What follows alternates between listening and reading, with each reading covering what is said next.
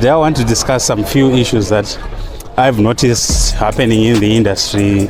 For example, the fact that we have Delloitte Zimbabwe leaving, and before we even process that, we see PricewaterhouseCoopers leaving as well.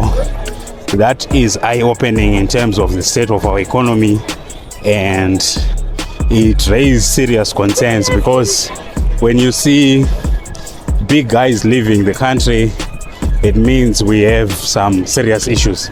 But back to Delloitte Zimbabwe leaving, we have seen a lot of people discussing the issues that Delloitte was failing to help the nation to address corruption in their capacity as a consultancy company that was being, trusted by the public to handle that matter.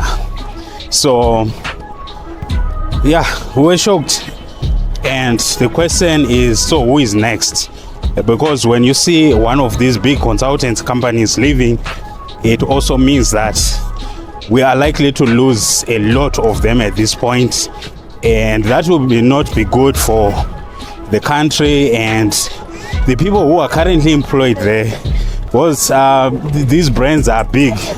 I'm talking of thousands of people that are directly and indirectly working for these consultants companies, and for that reason we have to pay attention to what's happening in the ICT sector, because that is one of the most lucrative industries in the country. And when you see these companies leaving and they are operating in a lucrative industry, then that raises concerns.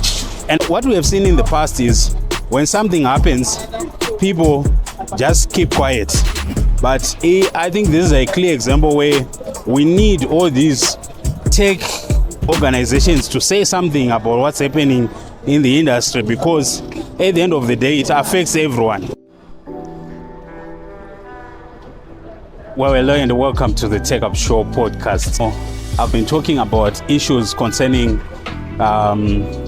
the departure of Delloitte and PricewaterhouseCoopers from the Zimbabwean industry, and how that is a big cause for concern in the Zim space, because we do not know exactly if their departure is caused by the state of the economy or it's because of their own goals they have set for themselves.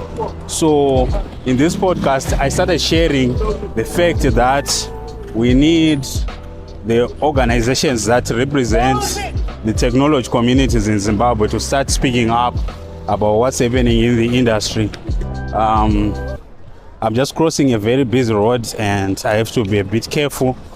So with that being said, in the introduction, I also want to share the issues that have been happening in the taxi hailing industry, where we see players like Bolt, we see players like InDrive coming onto the space and introducing these services to customers, and I don't really know if they are profitable, because besides these players competing on their own, we know that there is Shika. There's also other modes of transport like buses, and a lot of people also hike with their friends to work, to school. So I do not know how exactly these taxi hailing services become profitable.